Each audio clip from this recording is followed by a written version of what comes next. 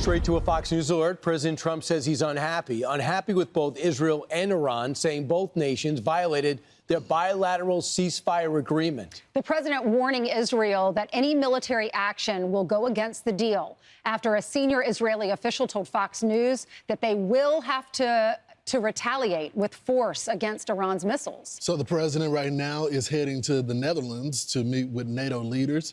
Here's what he said right before he left. Watch. I don't think so, but I'm not happy that Israel's going out now. There was one rocket that I guess was fired overboard. It was after the time limit, and it missed its target.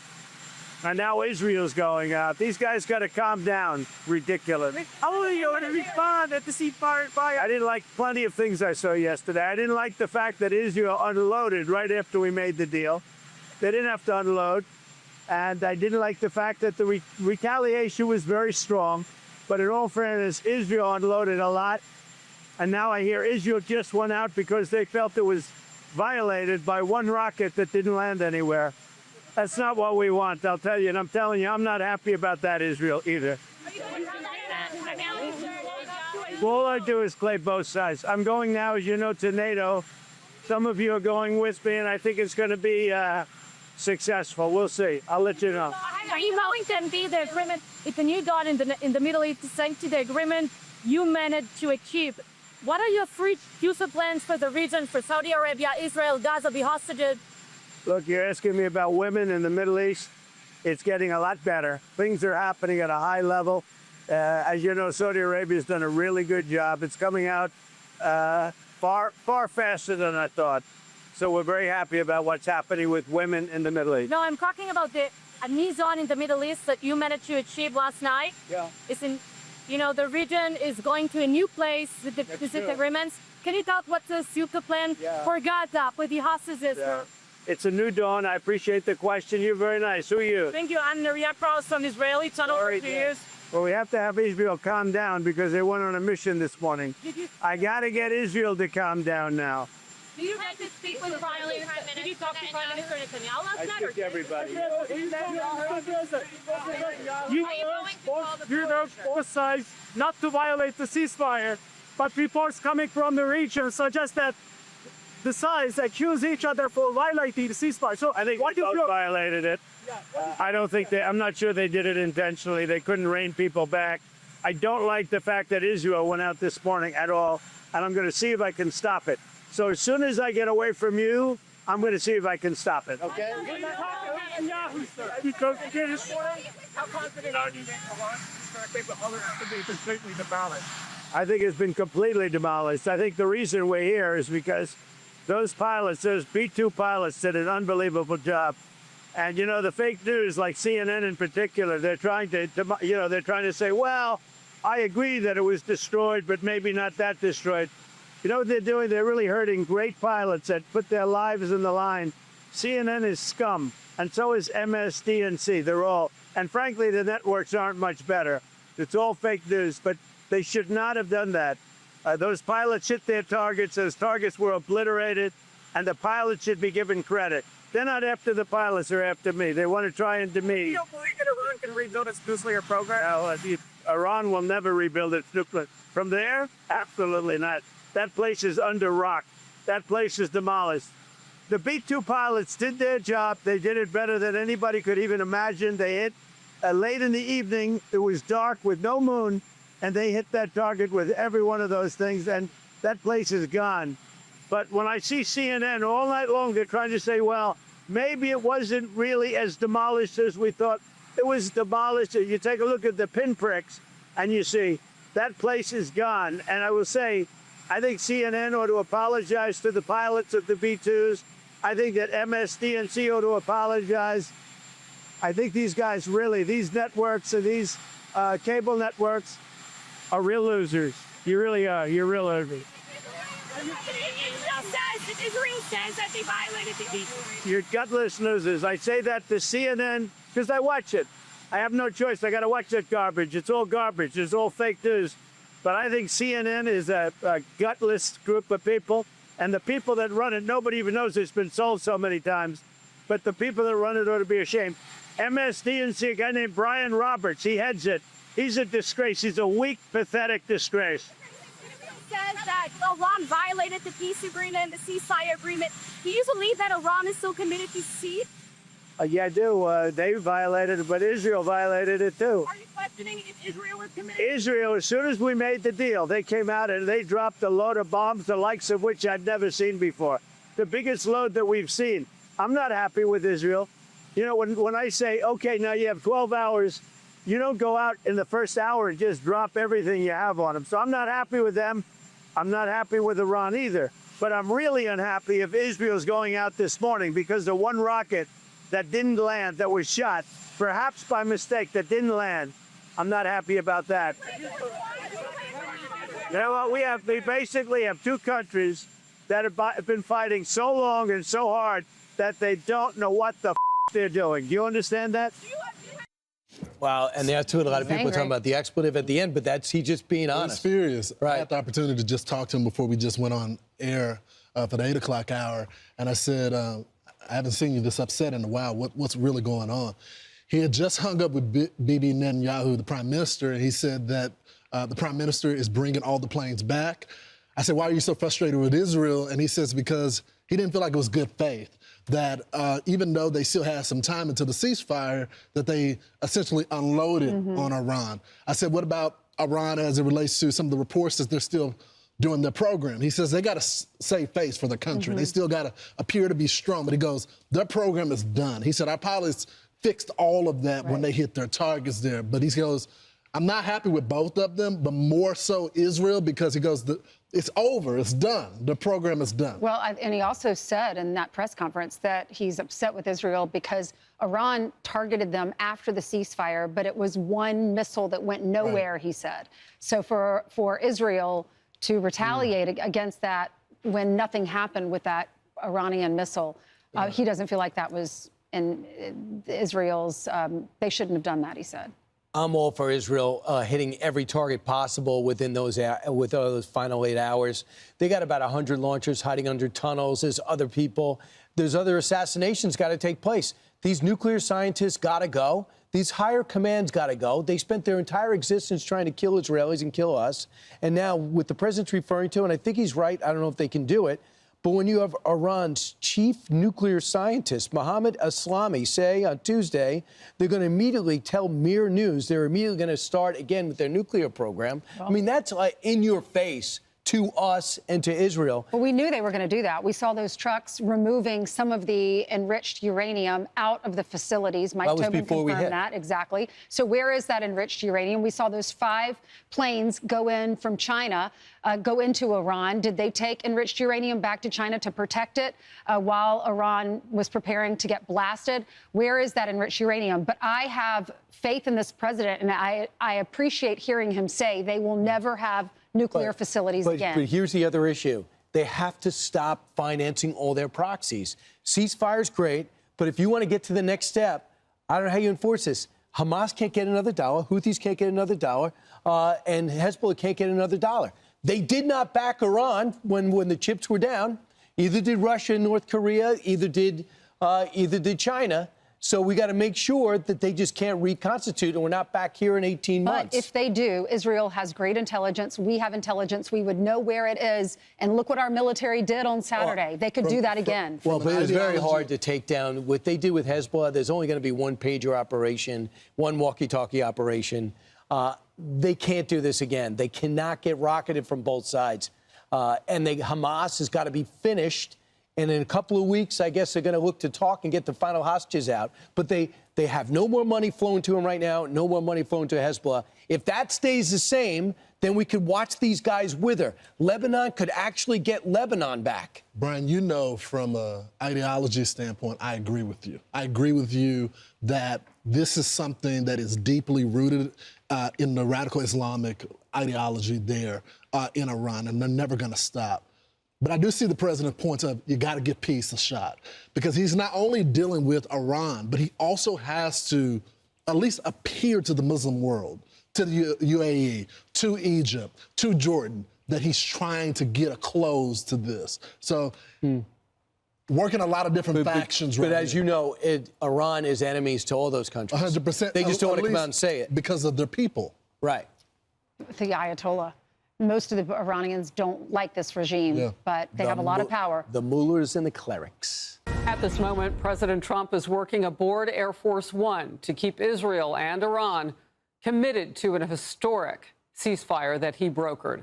I'm Harris Faulkner. You are in the Faulkner Focus. That agreement stumbled overnight when Israel and Iran accused each other of firing missiles just after Trump had said the ceasefire is in effect. This morning, on his way to NATO, the summit there in the Netherlands, that's why he's aboard Air Force One, the president said he's out of patience with both nations. These guys got to calm down. Ridiculous. I didn't like plenty of things I saw yesterday. I didn't like the fact that Israel unloaded right after we made the deal. They didn't have to unload. And I didn't like the fact that the retaliation was very strong. I think they both violated it. Yeah. I don't think I'm not sure they did it intentionally. They couldn't rein people back. I don't like the fact that Israel went out this morning at all, and I'm going to see if I can stop it. So as soon as I get away from you, I'm going to see. Well, shortly after that, the president posted this on your screen. Israel is not going to attack Iran. All planes will turn around and head home while doing a friendly plane wave to Iran. Nobody will be hurt. The ceasefire is in effect. Israeli Prime Minister Benjamin Netanyahu's office confirmed he spoke with the president and that Israel would refrain from further attacks. The statement adds President Trump expressed his immense appreciation for Israel, which achieved all of its war goals. The president also expressed his confidence in the stability of the ceasefire. U.S. Ambassador to NATO, Matt Whitaker, will be in focus moments from now. We begin with senior White House correspondent Peter Doocy, who is in The Hague, Netherlands, where that NATO summit will be held later today. Peter. Harris, good morning. President Trump's baseline throughout this conflict has been that Israel has no greater friend than the United States. But today he showed that you can still sometimes get four-letter word frustrated with your friends. You know what? We basically have two countries that have been fighting so long and so hard that they don't know what the they're doing. Do you understand that? A senior administration official tells us to expect two big things out of this short trip to The Hague. The president is going to push other NATO countries to revitalize supply chains to make sure there's never an issue making weapons. And he's going to push them to more than double defense spending from 2% GDP to 5% GDP. Many European partners are putting out the word they will try to do that. But the president's frustration with other countries paying less and then expecting the U.S. to come and bail them out in a wartime has reached a boiling point, so he might be looking for a way out of the provision that requires all NATO members to defend any NATO member that gets attacked, called Article 5. Are you still committed to Article 5 of NATO? Depends on your definition. There's numerous definitions of Article 5. You know that, right? I'm committed to saving lives. I'm committed to life and safety. And I'm going to give you an exact definition when I get there. I just don't want to do it on the back of an airplane. And that could come soon because that airplane is going to land here near The Hague in about 2 hours. Harris. Peter, thank you. Matt Whitaker, U.S. Ambassador to NATO, is in focus now. Good to see you, Ambassador.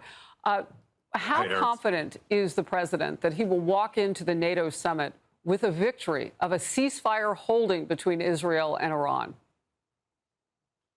Well, good to be with you. First of all, you know, President Trump obviously is the leader of the free world.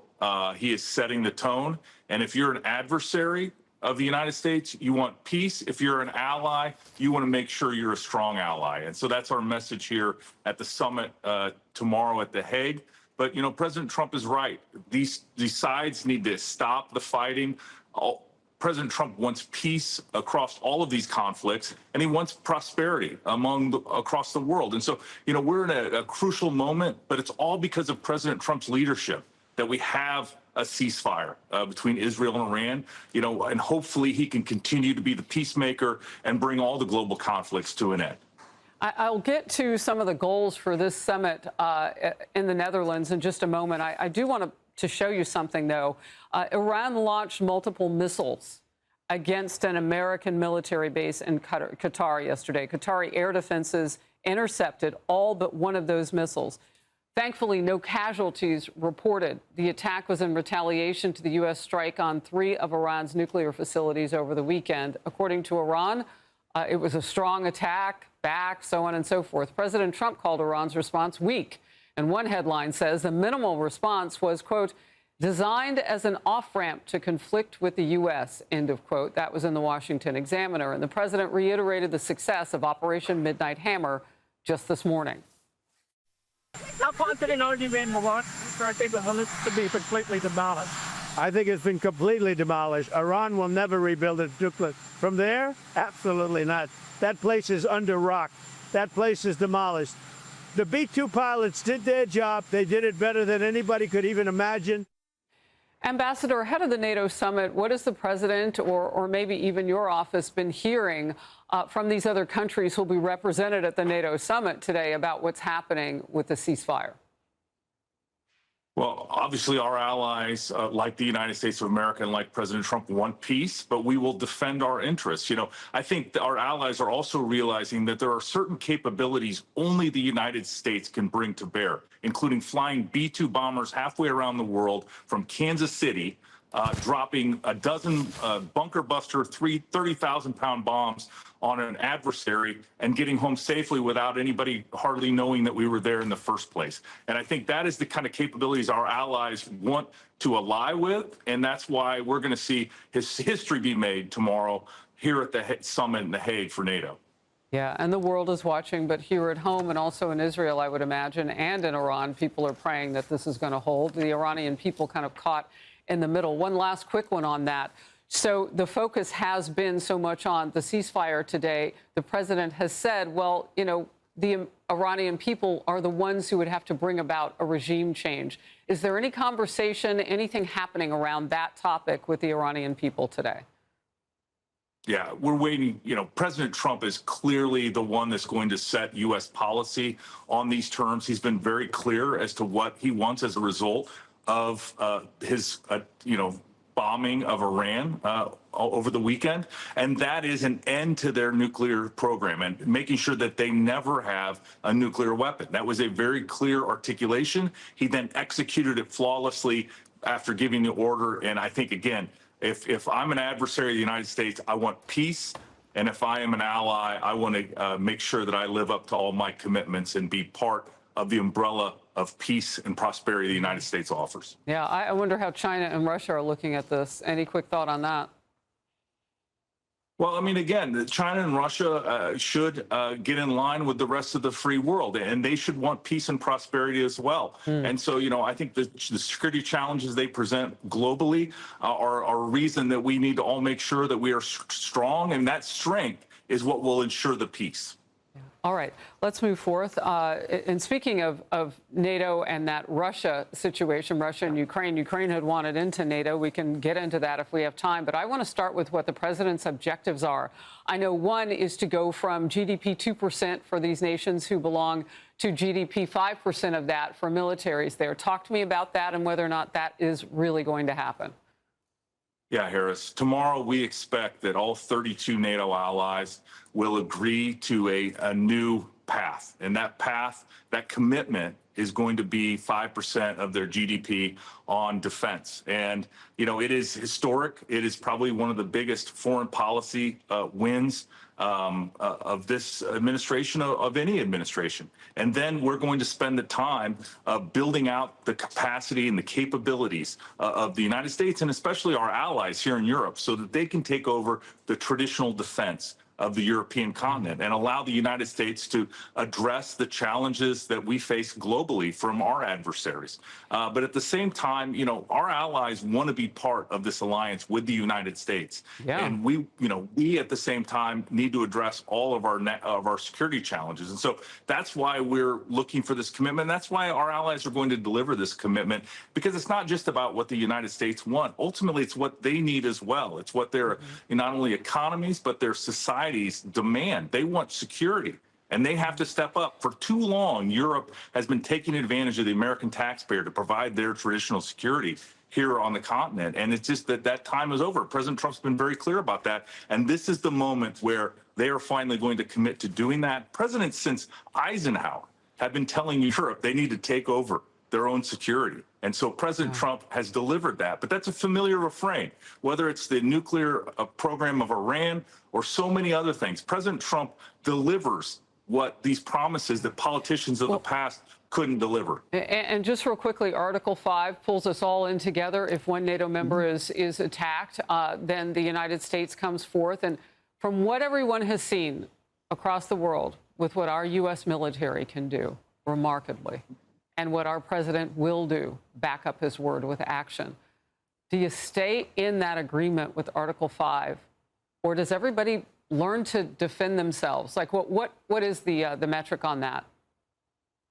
Yeah, well, Harris, everyone talks about Article 5 and the commitment that an attack on one is an attack on all. But I remind everyone immediately that it all starts with Article 3 of the agreement, which is you need to provide for collective security, but also your individual security. And so each country needs to address their unique security needs within the alliance. And then that strength within their own countries makes us all stronger. And so we have the plans in place to work together, to be interoperable, and there is a great platform here at NATO. But our European allies in Canada need to step up. For too long, they have been underspending, and now is the time, and President Trump is the one that's going to get them to finally do this.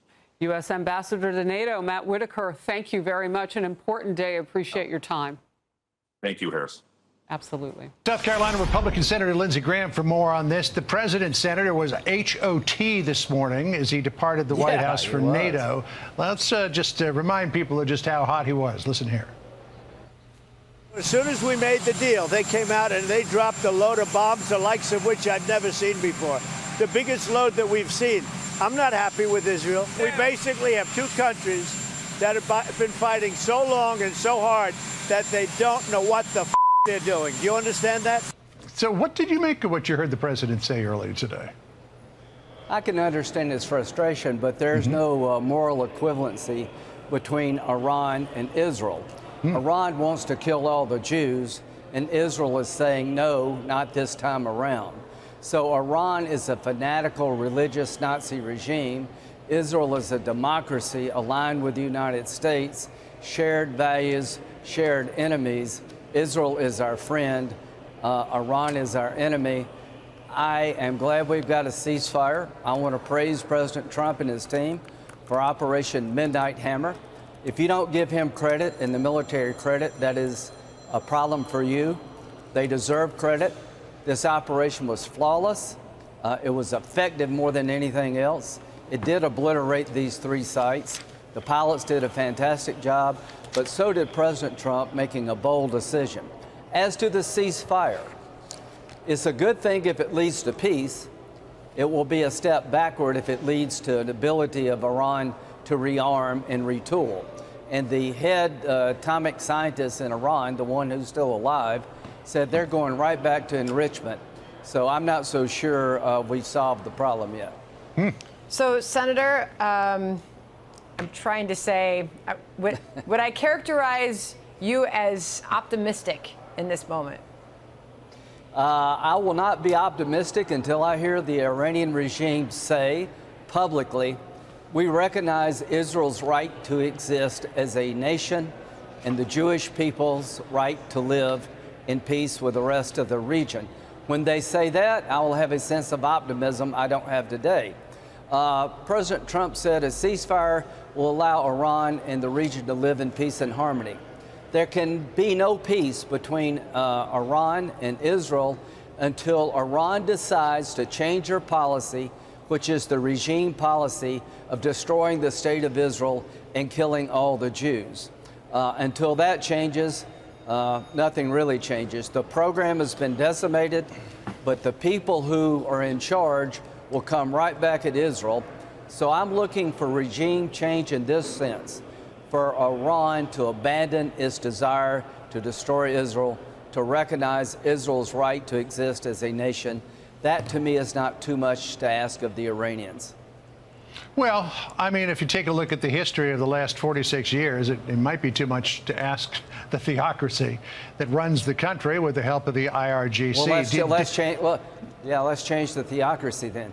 Well, that's the question. That's the question. Are you up for getting rid of the entire thing? And if so, what fills the vacuum in its place? Because as we've seen in some places in the world, when there's a power vacuum, it doesn't turn out very well. Sure.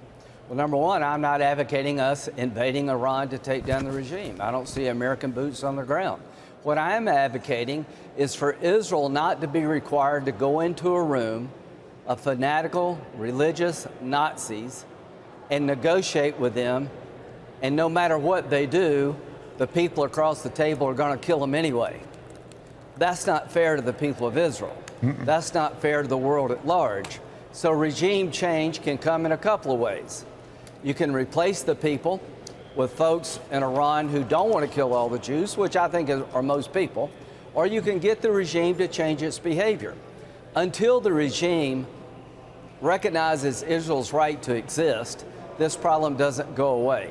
So to me, a prerequisite to any negotiations after the ceasefire should be acknowledgement by Iran that they've abandoned their policy of destroying the state of Israel. They're now willing to live with Israel.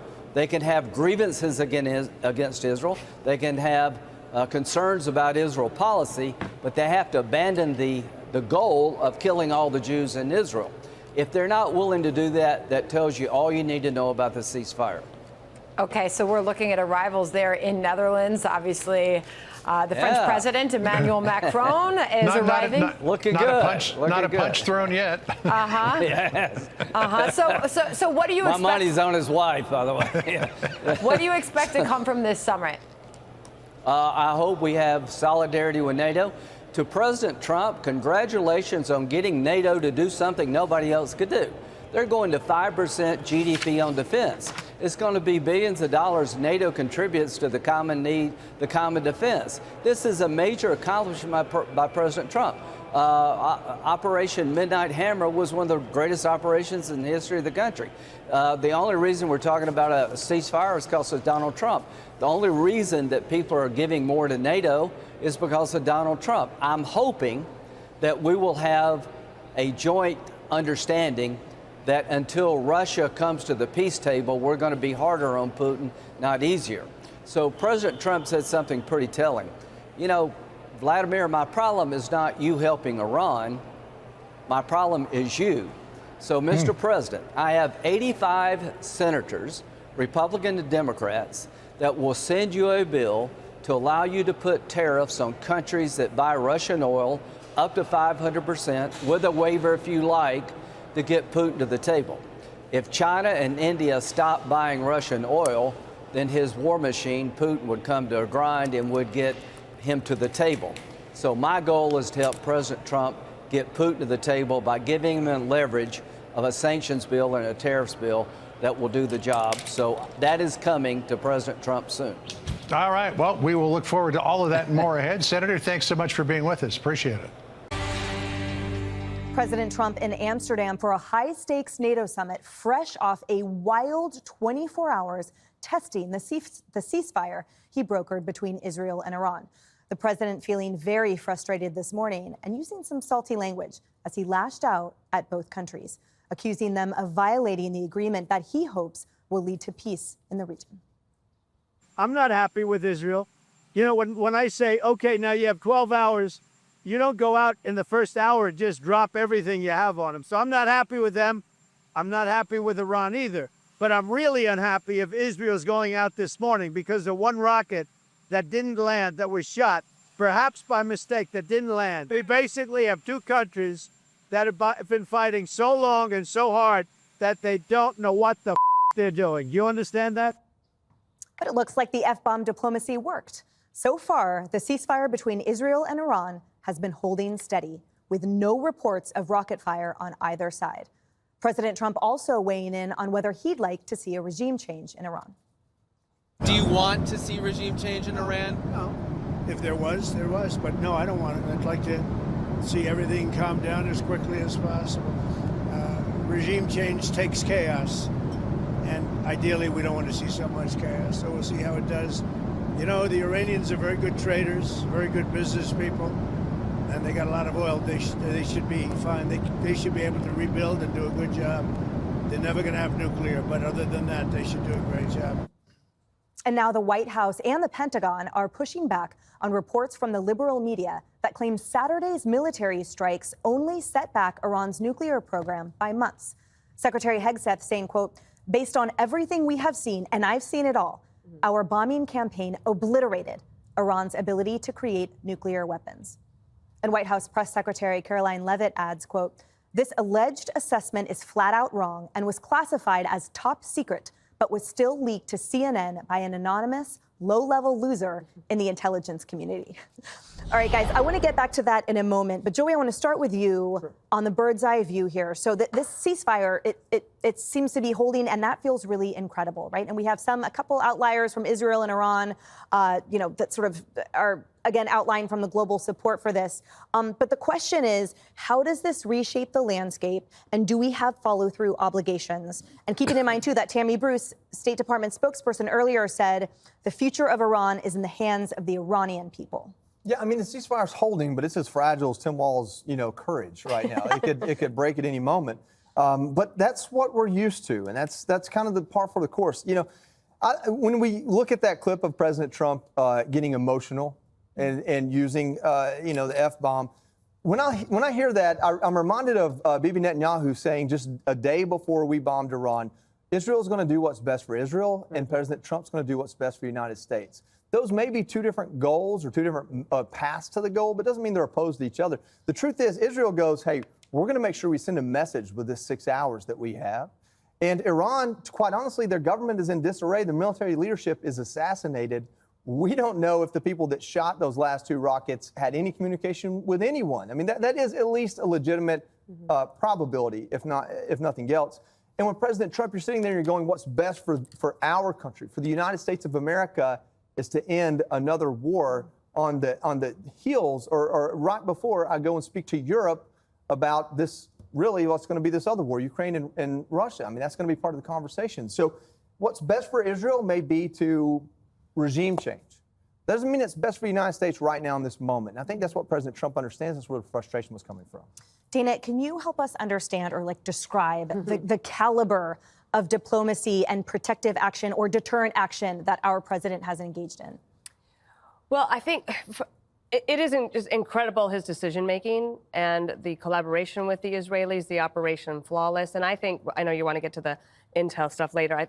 If the Israelis say that it's obliterated and Pete Hegseth said, I think I'm going to take that over an anonymous source to CNN. But I also am patient enough to say time will tell. It's underground. We don't know. I do think it's a little premature to have called for a ceasefire within those immediate, 12 hours after the bomb, because they have been fighting for decades, maybe longer. There is the Iranians who said their goal is death to America, death to Israel. The Iranians said yesterday they still want to have a nuclear program, and President Trump had said total surrender or else. Yeah. So I think ceasefire, it felt a little premature because I don't think people are ready for it. When the Iranians cried uncle, I would have said, good, leave them there for a couple days. Like when my mom would send my sister to her room and are you ready to come out? You're not coming out yet, because she would be in trouble, right? I never got in trouble like that. But if you think about Russia and Ukraine, it's the same. President Trump will say, okay, we're gonna have a ceasefire, great. And then Russia's like, well, it's gonna start on Friday. So in the meantime, they're going to do all of these things. Then President Trump would get mad at Russia. Then he'd get mad at Ukraine because they responded. And I think that President Trump's patience is going to be tested over and over again. However, he's there at the NATO meeting. And what other world leader is stepping up to try to help on the diplomacy or has the military wherewithal, the courage, and the decision-making ability to say, all right, Israelis, you can get us to this point. I will do the next step.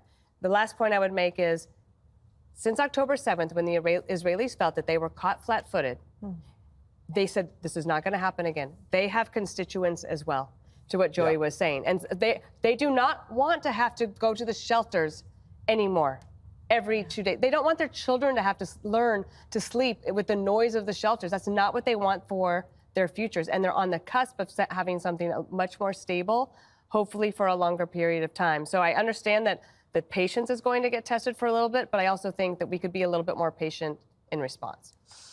All right, Jesse, the media leak You gutless losers, the president said to CNN, to the applause of millions of Americans. And what do you make of this leak? The New York Times trying to downplay the effects. Talk to us about the media landscape. Well, they're saying the bombs don't work. I mean, this was a 30,000-pound bomb. If these bombs don't work, then you should try this guy who leaked it for treason. Because it just tells the entire world, the people that don't have nukes, let's go to your nearest mountain range and start enriching uranium. The United States can't do anything about it.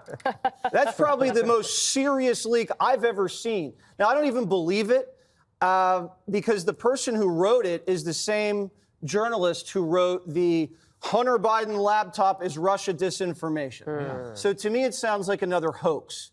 And if you have, as Dana said, the Israeli intelligence, you have the Pentagon, you have David Petraeus, the IAEA, the president, Joint Chiefs of Staff, all saying the same thing, that they have seriously degraded their nuclear capabilities, set it back years. I'm going to go with those guys. And it's funny that the same media who believed everything the Biden White House said, and they just wrote it down. Oh, Biden is sharp. Write that down. The border's closed. Oh, right, border's closed. Hunter's clean. Yep, Hunter's clean. And they believed everything that White House said. So when Trump says something, they don't believe anything. All of a sudden, they don't believe anything the White House says. I don't believe that for a second. Dana makes a point about her family. I had a camp counselor. And when we fought, he would say, okay, you get one more shot, then you get one more shot in, and then you guys are done. And that's what Trump did. That's band Like camp? physical? Is that band camp? Yeah. You got to take a shot? When I was or a flautist. verbal? When you were a flautist. Wait, was it verbal or physical? No, it's funny. You get a shot. You get to punch him. Oh, Not in wow. the face, Dana. But if you did punch him in the face, then that's breaking the ceasefire. But this is what he did to the Israelis and the Iranians. And then the Iranians violated it. And then Israel came in really hard. And so Trump's trying to knock their heads together. And he's so frustrated because he wants to make this ceasefire stick. And if it sticks, then you're going to have Abraham Accords. He says the Iranians should start trading products instead of missiles. And then you get China out of the equation. Russia's already pushed back. The proxies are gone. And you could have a real region there that's not about blood. It's about money. And that's what this president's goal has always been. That's what life is all about. And love. All right. Harold, the most serious question for you. President Trump has been officially nominated for the Nobel Peace Prize. Do you agree that he's earned it? We'll see. I hope he gets it, because if he gets it, that means that the next step in all of this. I wasn't as bothered by him calling for the ceasefire yesterday, because I think he has an asymmetrical way of thinking and doing and listening to things, and I think he has not lost sight, and nor have I, because the reason I supported what the president did and was in support of him attacking the mountain several days ago, Emily, was because I wanted to get the parties back to the table. The president's always said that he does not want a long, drawn-out war. The country is fatigued of that. I think the reason he rightly and smartly does not use the words regime change is because of that. And I think Joey mentioned that in his opening. I'm still a believer that we still have a lot to learn about this assessment. I don't think it's a partisan thing. I think we should all step back and understand whether we delayed them 6 months or 6 years. We did the right thing by going there, but we're doing the wrong thing if we don't listen to the assessment and accept it with a degree of honesty, and for that matter, a degree of action that has to be taken afterwards. I would say to Democrats and Republicans in the Congress, I believe there's going to be some sort of classified briefing, whether it's today or tomorrow. I hope these tough questions, these follow-up questions are asked. And I hope that the Iranians know that if you want to do this the easy way, you come to the table. If you want to do it the hard way, the president and his team have shown you what the hard way looks like. John, this is a live look, as expected, the president touching down there. Yeah, and the person who's going to be the happiest to see him there in the Netherlands is, again, the Secretary General of NATO. I remember back when the president first visited NATO in the first term back in 2017. He was being criticized by the legacy media here in the United States for putting pressure on NATO nations to up their contributions to 2 or 3% of GDP. Jens Stoltenberg loved the idea. Suddenly, a whole bunch of new money for NATO came in over the transom. And now Mark Rutte, who is the current Secretary General of NATO, is praising the president not only for the operation in Iran that you were just speaking with the congressman about, but also the fact that NATO members are going to take a vote this week on whether or not to increase their percentage of GDP on defense spending to 5%. And Rutte is over the moon about that. So, you know, people, the opponents of the president can, here at home, can complain about everything that he's doing, but the people who are there on the front lines where the rubber meet the road, they seem to appreciate these efforts. You think about what a remarkable moment this is as we watch this live and what we heard from the president this morning. Obviously, anger and frustration coming from the president over Israel and Iran's actions after he announced this ceasefire agreement just hours into it, John. We'll see if the president happens to stop and take questions and talk to reporters. That's always a possibility. But he will be greeted on the ground there in the Netherlands at a critical moment in all of this, John, no doubt. Yep, and you know, we'll see if the ceasefire holds, as we were pointing out with Benny Gantz, and as he mentioned, that ceasefires in the early moments can be somewhat fragile. Both sides trying to get in last licks before they have to put the guns down. So we'll see if it does hold. Right now, let's bring in Cameron Kansarinia. He is the vice president of the National Union for Democracy in Iran. Reza Pahlavi is the person who your organization supports in terms of who might take over if the Ayatollah were to fall. But before that happens, Cameron, we need to know what the situation on the ground in Iran is, because there's not a lot of communications coming out of there. What are you hearing? Well, it's very good to be with you. The people of Iran have been fighting against the Islamic Republic really since its inception, but most actively in the past several years. The domestic dissatisfaction with this regime is so significant, and it's growing day by day. There was a lot of talk about whether Israeli military action or American military action against Islamic Republic military, nuclear, and other facilities might cause some sort of quote-unquote rally around the flag effect, and people would support this regime again. And we didn't see that. What we actually see now is fear that the Islamic regime, which is collapsing, will be saved by another lifeline. And people are hoping that President Trump will take advantage of the opportunity of just how weak this regime is to support them in their fight to topple it and establish an Iran that would seek true peace, because the people of Iran know probably better than any of us that this regime really doesn't seek peace. They will not honor this ceasefire. They will continue to attack American soldiers, American allies, and American civilians. So Iranians at this moment are fearful but hopeful that President Trump sees the opportunity. They believe that he's a deal maker. They know he is, and they hope that he'll make a deal with them for a new Middle East. Well, whether or not Iran adheres to this ceasefire, I mean, it's a fair statement that you make based on their past history, but maybe this time around will be different. As we await the president's exit or disembarkation, I guess you'd call it, from an airplane from Air Force One in the next few minutes, he had a gaggle aboard Air Force One on the way over there to Holland. And he was asked about regime change in Iran. This is what he said. Listen here. Do you want to see regime change in Iran? No. If there was, there was. But no, I don't want it. I'd like to see everything calm down as quickly as possible. Regime change takes chaos. And ideally, we don't want to see so much chaos. So we'll see how it does. So it sounds like what the president would like to see, at least in the near term, is a calming effect here between Israel and Iran. He has said in the past that maybe regime change would be a good thing if the people who are in charge of Iran right now can't make Iran great again, as the president put it. There doesn't seem to be any coherent opposition movement in Iran at the moment. We know that you have Reza Pahlavi, the son of the Shah, here in the United States. He's been here for 45 years. We don't know how much support he has among the rank-and-file people in Iran. But the IRGC has had its thumb on the people of Iran for so long that even with Evin prison potentially now being opened up and some of those political prisoners having the chance to meld back into the populace, is there momentum at all within Iran for some kind of regime change? Well, there absolutely is. And the president hit the nail on the head when he said, if it happens, it happens. And his tweet, of course, from 2 nights ago, that the Iranian people should take their country back, and the remarks that were reiterated yesterday morning here on Fox by Ms. Levitt, that the future of Iran, the destiny of Iran, is in the hands of the Iranian people. And this is a point that I really want to drive home.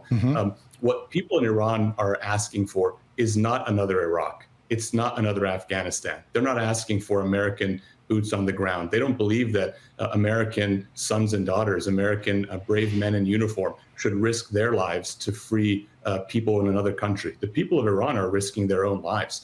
They're risking their lives every day to fight against this regime. So they're not asking President Trump to do it for them. They're not asking the United States to spend its treasure or its blood on it. They're simply asking that at this moment, when the regime is the weakest it has ever been, not to throw it a lifeline. And as to the opposition, the Crown Prince Reza Pahlavi has widespread support inside the country. You mentioned the IRGC. Increasingly, even elements within the IRGC, within other elements of the armed forces in Iran, recognize just how weak the supreme leader is, just how weak this entire regime is. And they've begun to reach out to the Crown Prince, saying that they're looking for an exit strategy. They're looking for a way to get rid of this regime and open a new Iran, an Iran that will be friends with Israel and have lasting peace, friends with its Arab neighbors in the Persian Gulf, and friends once again with the United States. So what we're really talking about here is not nation building. It's not another foreign regime change war. The people of Iran are fighting the war. What they are hoping is that the United States will not back their enemy, that they will back them. They're real peacemakers. They're looking for peace with the United States. The way that we can help make America great again is by making Iran great again, and that will bring peace to the Middle East. If we can have a secular, democratic Iran that's at peace with Israel, at peace with Arab neighbors, then the United States won't have to consistently deploy troops and treasures to the Middle East, and people in the Middle East can take care of their own backyard. The way to do that is by allowing this regime, which is really in the process of collapsing, to actually collapse, and letting Iranians, led by popular leaders like Reza Pahlavi, to rebuild their own country. Yeah, I mean, certainly there's no shortage of people around the world who would like to see a return to a democratic Iran that was open to dialogue and engage in economic trade with its partners and end its malign activities around the Middle East. But let me ask you this, in terms of groups and who might be able to take over, at least on an interim basis, if this current regime were to fall. You've got your group, the National Union for Democracy in Iran. There's another big group headquartered in Albania, the National Council for Resistance in Iran, which is the political wing of what used to be known as the MEK, which was, as we see the president now departing Air Force One with the wave, shows the USA hat. I don't think we're going to pick up any audio here. But you've got your organization. You've also got the NCRI, which used to be the MEK, which until recent years was on the list of terror groups at the U.S. State Department. So could it be that there's going to be competition here for who might take over Iran in the event that the current regime falls? Well, you mentioned the MEK and the NCRI, and one of the reasons that they were on the State Department's terrorist list was for assassinating American soldiers. This group literally has the blood of U.S. servicemen, colonels in the Air Force, lieutenant colonels in the Air Force, on their hands. It is an Islamist, Marxist organization. You have former members of this group who were forced to be members because it's really a cult, who have recorded testimony saying that when the September 11th terrorist attacks happened, when 2,000 Americans were slaughtered by al-Qaeda terrorists, that the MEK was celebrating it. They celebrated the death of American soldiers. They have participated in the murder of American soldiers. So the MEK is not a viable alternative. The vast majority of secular Democrats support the leadership of the Crown Prince. And what he has said is that he will oversee free elections and Iranians will choose their own government. Right. Well, the NCRI certainly thinks that it's a viable alternative, and they're going to push toward that direction. So we'll see if push comes to shove between rival groups and what happens in Iran. No indication at this moment, though, that regime change is imminent or that the Ayatollah is under enough pressure that he might either depart the country or be taken out. We'll see. Thank you very much, Cameron. Appreciate your time, and we'll keep following this to see where it goes. The FBI is increasing its surveillance on potential threats of Iran-backed terror plots in the United States after the Biden administration's open border policies put us all at risk. There was a report, of over 1,500 Iranian nationals that have entered the country illegally over the last several years. It's well over 1,000 have entered. Yes, I don't know if it's quite up to 1,500, but yes, it's well over 1,000 have entered our country. And I can tell you we are on high alert, and everyone is looking at that very closely. So let's bring in former CIA operations officer and host of the Wright Report podcast, Brian Dean Wright. Good morning to you, Brian. Thanks for coming on. Very good morning. Good morning. My So, pleasure. yeah, this was a big story yesterday. 729 were released, Iranians, illegals, released into the United States under the Biden administration. So don't we have to assume among them there are terrorists in our country? Well, I think that any reasonable person would. I mean, if you look at the broader number, 9 to 10 million that came across over the course of the Biden 4 years, even to just 0.1% of those turned out to be Iranians, whether they be declared or the gotaways, we have a problem. So I think that any reasonable person would say, yes, there is an illegal problem, either one declared or through the gotaways. Moreover, those individuals obviously traveled with other illegals who are desperately poor and in many cases are looking for money. Hezbollah does pay people to engage in criminality. We know that's true all across the world. We have a really horrific case down in Brazil where they paid a musician upwards of $100,000 who was a Brazilian man. They paid him $100,000 to go target Jewish people or Jewish targets in Brazil. So absolutely, Hezbollah is a very, very challenging, very dangerous threat. They create these sleeper cells. We know that they've done that in this country. 2017, 2019, we wrapped up 2 cells in New York and other places. So it's real. The threat is real. And it's not just the illegal migrant crisis. That's a big part of it. Yeah. But it is much, much bigger than that as well. Well, Brian, we know that there are Iranian assassination squads. Do you know where they are? And is it inevitable that we'll be attacked?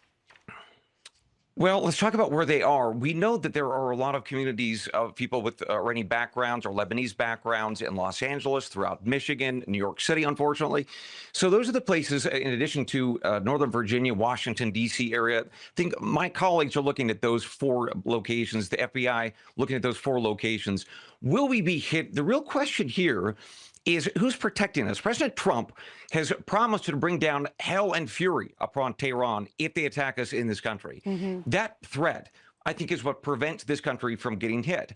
So do we have these saboteur teams inside of this country? Yes, I think that is the answer. The question is, will they hit us? The Ayatollah and the regime are looking at President Trump and saying, if we do, we're gone. So that is what is protecting us, the wrath of President Trump. So I think we should all be very grateful for that man this morning. Okay, Brian, also, the State Department's warning Americans that are traveling to Sweden that Iran might be directing affiliated criminal gangs to carry out attacks on American tourists. So is it safe to travel abroad? And are there any countries, Sweden, obviously, we're being warned, any other countries you'd advise people not to go to this summer? Well, here's the bad news. Hezbollah has been operating throughout all of Europe over the past 3 or 4 years. We have examples of this in France, in Germany, the UK. Just back in May, we had 4 Iranians who came across the English Channel saying that they were asylum seekers, but in fact, they were Iranian saboteurs. They were there to kill Jewish people, blow up the Israeli embassy in London. We have that example, obviously, in Berlin, where the Berlin police chief has said you can't go into certain neighborhoods in Berlin if you are gay or Jewish, for example. And that is because of the Islamist threat more broadly. So we have our Iranian terror cells using criminal groups, by the way. It's not just Hezbollah. Iran will direct criminal cells throughout Europe to attack lots of different targets. And they use kids as young as 12 in Sweden, for example. So I can't tell you that there are specific countries that you should go to or not, because unfortunately, Iran, not only do they have the Hezbollah cells, or they use cover of asylum seekers, but they will hire these kids as young as 12 to engage in criminality. These kids are connected to gangs. So bottom line, it's going to be a very, very dicey summer. And Europe doesn't have a President Trump to protect them. We do. We should be very grateful to that man. Brian Dean Wright, thank you so much for coming on this morning. Of course. The reason we're here is because those pilots, those B-2 pilots, did an unbelievable job. Iran will never rebuild its nuclear. From there, absolutely not. That place is under rock.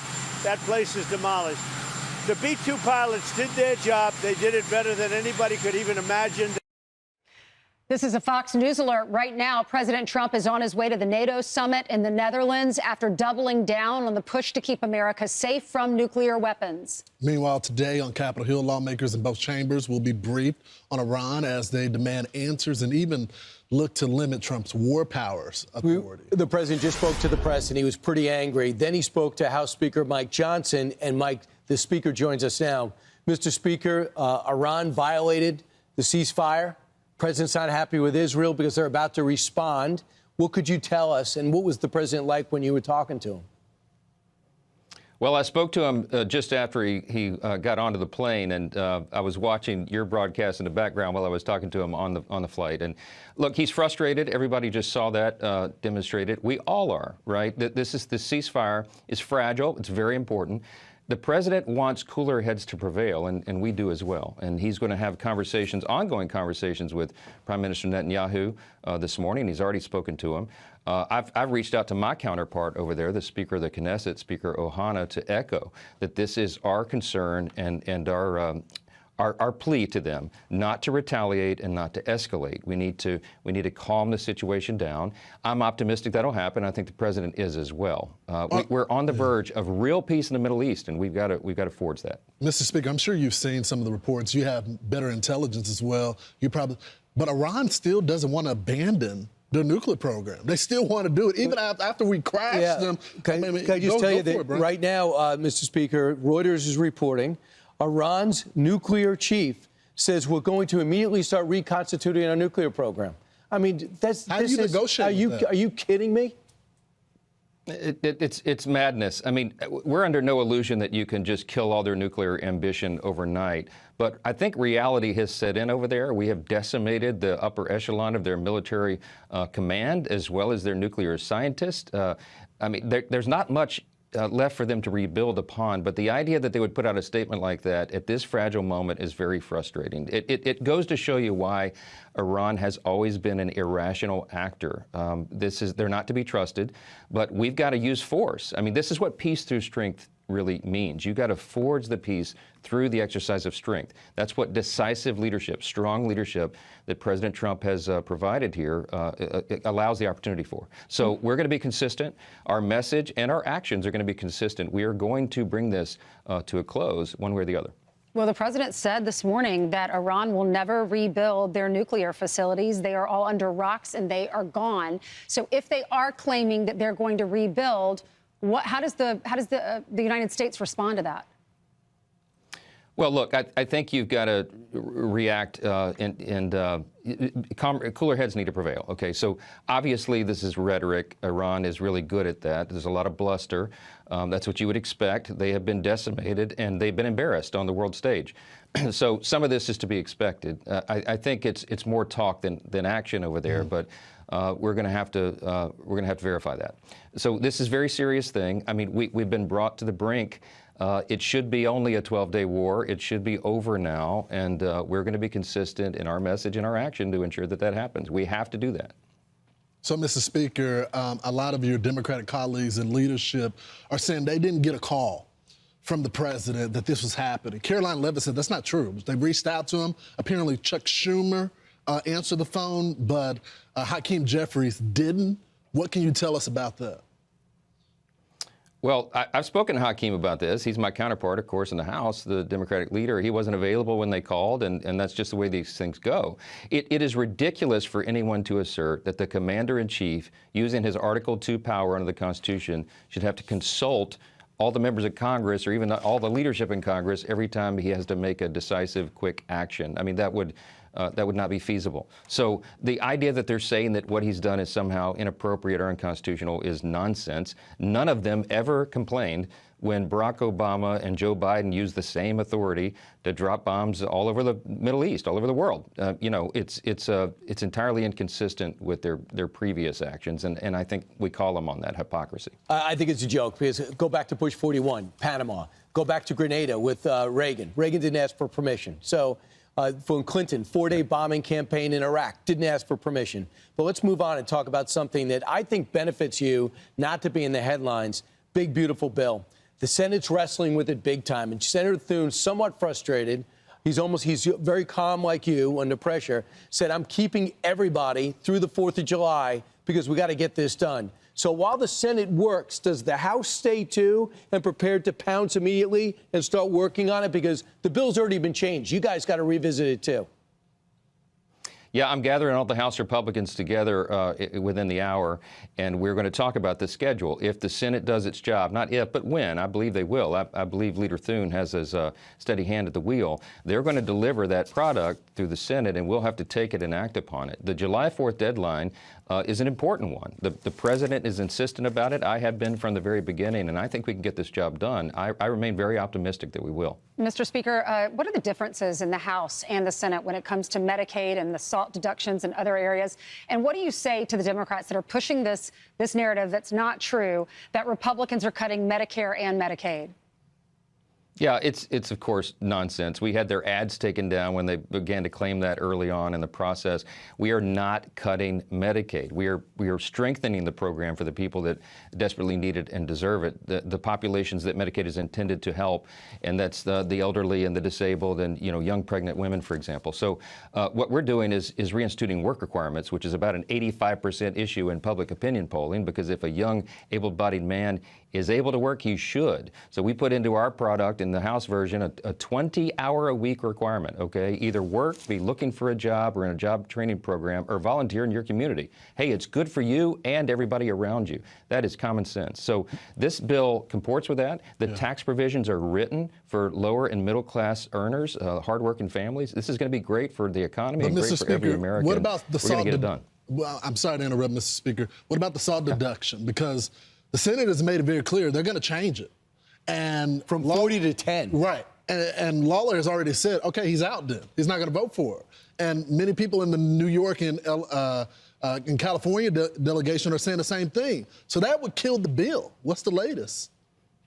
Yeah, look, I've been working on that around the clock. I've spoken to individual senators. Leader Thune and I have talked about it ad nauseum, and the leaders over there. And of course, I'm trying to manage my House members on that. I told them not to modify our SALT negotiation that we reached, that agreement, much, if any at all, because that's a delicate balance that we have there. It's a big part of the bill, and it's what's necessary to cobble together the 217 votes that I must have to get the final product done into the president's desk. So they're playing with fire over there. I've tried to explain to them this is not a game. And, we reached that negotiation, that very delicate equilibrium, after about a year of negotiation. So for the senators to go in and meddle with it, look, they don't like it. I don't either. But this is a reality. We got to get our Republicans in the swing districts in California, New York, New Jersey, and elsewhere reelected. And this is key to that. All right, Mr. Speaker, thank you so much for joining us this morning. All right. Usually this is the type of talk with when you have to get Democrats or Republican support. This is within their own party. That's right. So that's how close the margins are. All right, so we are watching live the Netherlands right now, where President Trump is set to land there shortly. Any time between the next 20, 45 minutes or so, he should be touching down there. We are awaiting his arrival, obviously, for this NATO summit, where there are big questions where he will go, obviously, with this big discussion with world leaders. Benny Gantz is joining us now, former Israeli defense minister and deputy prime minister. Thank you, sir, for joining us. Please do set this up for us. Obviously, in this moment of what appears to be a fragile ceasefire.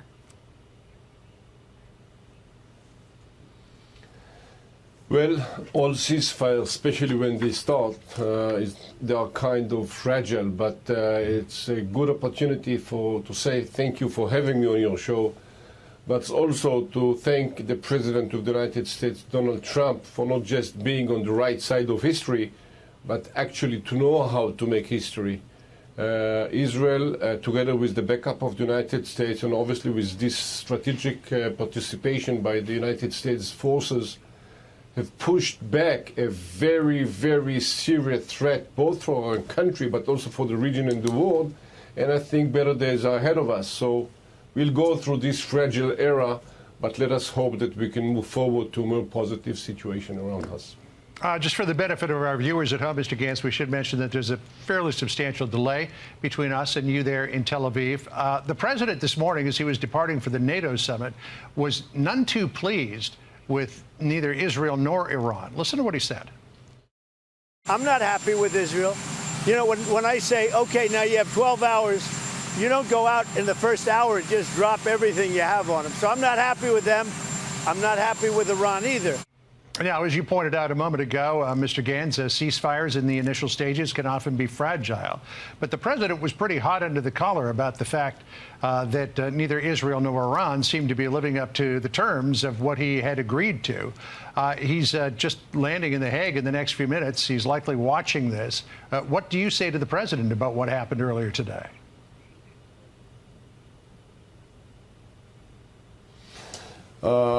I'm sure the president knows exactly that Israel did follow the ceasefire, and actually around 10 something hour time, we were hit by the Iranians, and therefore there was some kind of retaliation. I think it was very minimal one, and I hope that we won't have to do it again.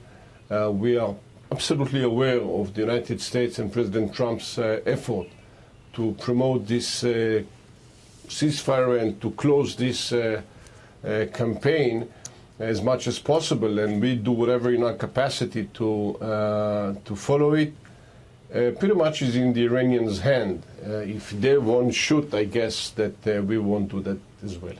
Mr. Gantz, I want to play out more sound from President Trump as he was departing there for this summit. This also was earlier at the White House on Iran's nuclear capabilities.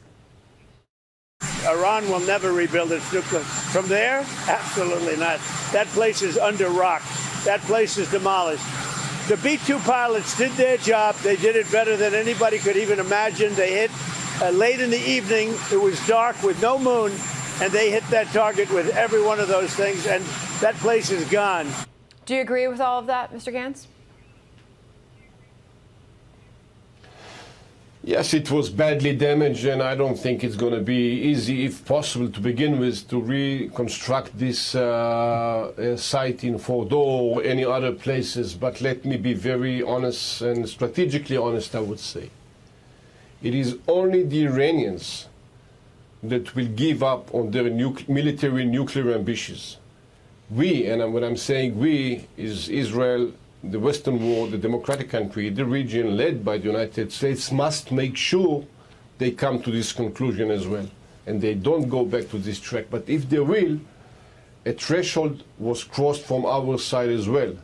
We not just know how to act, but we are willing to act if needed, and I think this message has landed very clearly in Tehran as well. All right. Mr. Gantz, you have enormous experience in all of this by virtue of your positions in the military, politically as well. What do you think happens in Iran?